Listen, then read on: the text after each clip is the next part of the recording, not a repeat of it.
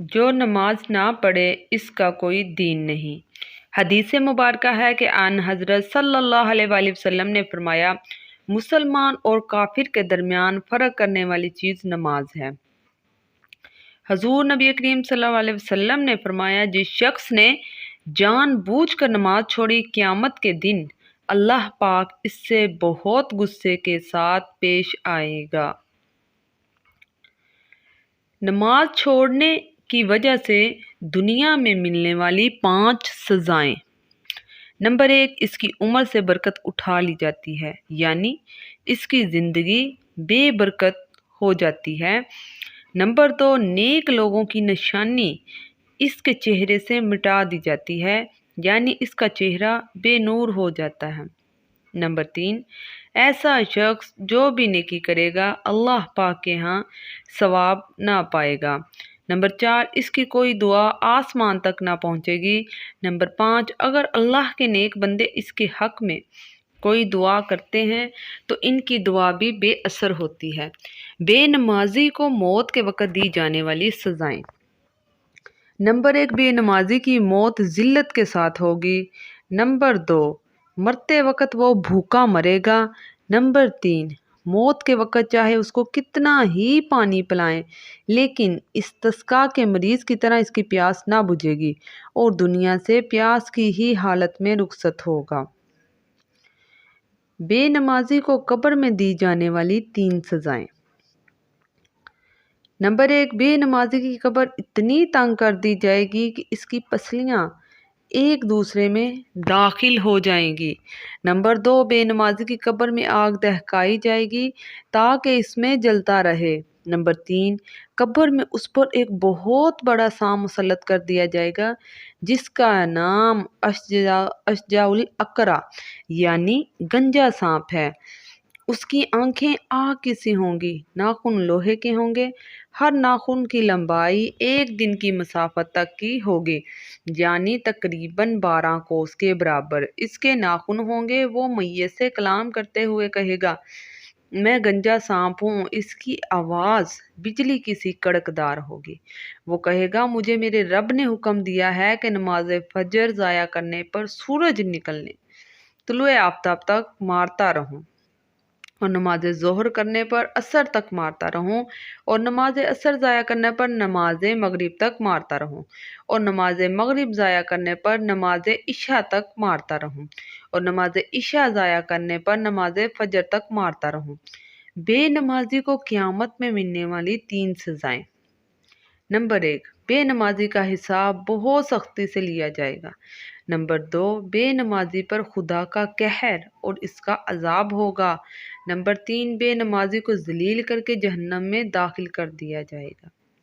آپ صلی اللہ علیہ وسلم نے بے نمازی کے لیے ارشاد فرمایا، قیامت کے دن اللہ اسے کالے خنزیر کی صورت میں اٹھائے گا۔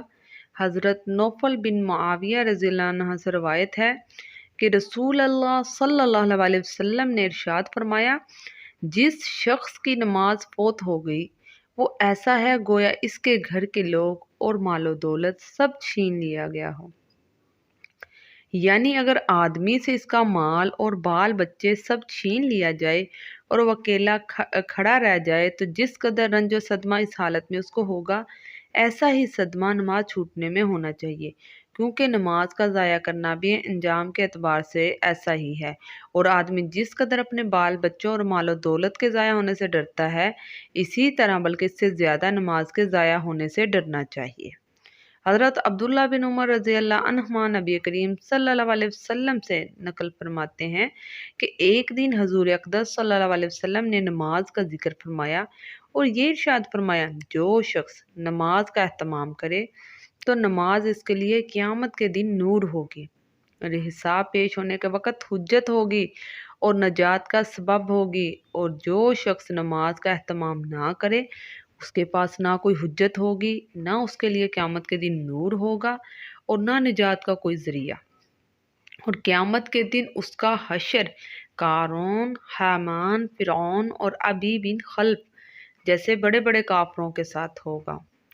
جب بندہ اول وقت میں نماز پڑھتا ہے تو وہ نماز آسمان کی طرف چڑھتی ہے، یہاں تک کہ عرش تک پہنچ جاتی ہے۔ پھر ایسی نماز قیامت کے دن اللہ تعالیٰ سے اپنے پڑھنے والے کے لیے بخشش مانگے گی، اور وہ نماز نمازی کو یوں دعا دیتی ہوئی جاتی ہے: اللہ تعالیٰ تیری بھی ایسی حفاظت کرے جیسے تو نے میری حفاظت کی۔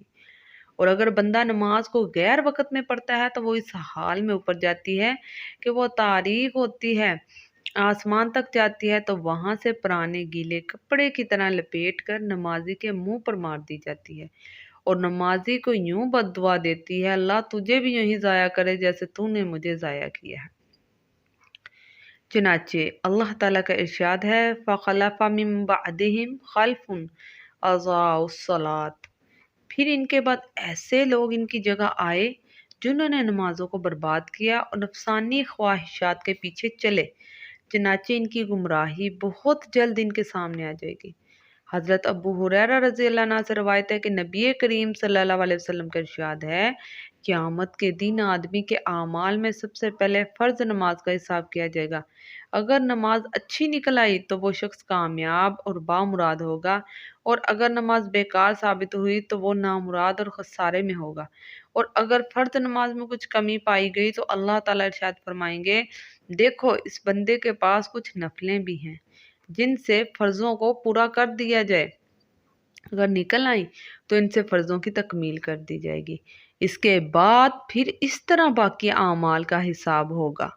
اس حدیث شریف سے معلوم ہوا کہ آدمی کو نفلوں کا ذخیرہ بھی اپنے پاس رکھنا چاہیے، تاکہ اگر فرضوں میں کچھ کوتاہی نکلے تو وہ نفلوں سے پوری کر دی جائے۔ لہٰذا نماز بہت اہتمام سے اور توجہ سے باجماعت ادا کرنی چاہیے، اور پوری نماز آرام و اطمینان سے ادا کرنی چاہیے۔ اللہ پاک سب مسلمانوں کو پابندی سے نماز پڑھنے کی توفیق عطا فرمائے، آمین یا رب العالمین۔